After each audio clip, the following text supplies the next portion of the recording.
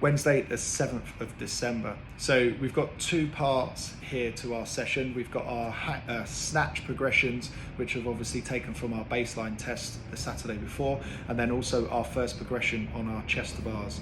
So lots of details in here that hopefully we can get across to our members. So like we mentioned earlier, in terms of progressing the snatch, a lot of people struggle with overhead positioning or overhead confidence or overhead strength. So our format is going to be based around improving that as we roll through the weeks. So our complex that we're focusing on initially is going to be hang snatch plus a snatch grip behind the neck push press, if I can say that correctly, and then from there an overhead squat. And to begin with, we've got 3 sets of 3 of each movement, but at a super light load, 50 to 55%. This shouldn't be challenging from a loading perspective. This should just be challenging from a skill perspective. We are going every 90 seconds, so we want to make sure that we're hot on it. We've got 3 sets of it. Then we've got 3 sets of doubles, so 2s on each of those. Hopefully the loading gets a bit heavier. And then we've got 3 of 1, 1, 1 on our snatch, into snatch push press, into overhead squat.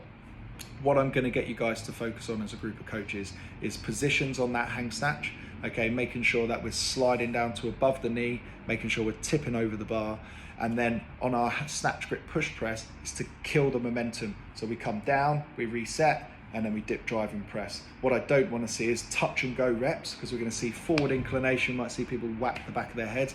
Also, it's just going to help build more momentum and take you out of that strength paradigm that we want.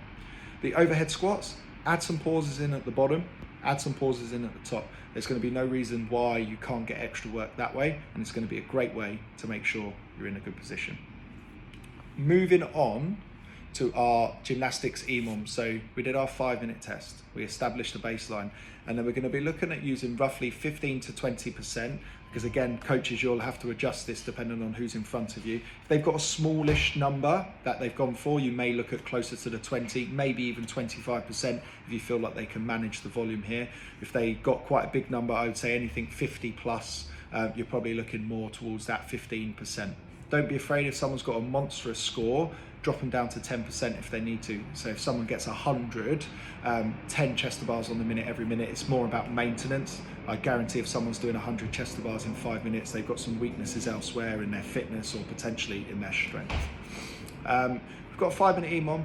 Again, use exactly the same scale as what you did in the workout or in the test previously, and then we're looking to just increase the volume. So we'll go from 5, we'll go to 7, we'll go to 9, and we'll start to build up these volumes that way. It's a good standard JST practice that we'll do, and we'll start to build it now so that when we roll around to the open, people's skills will potentially be even better, or they'll have new skills that they'll be able to access.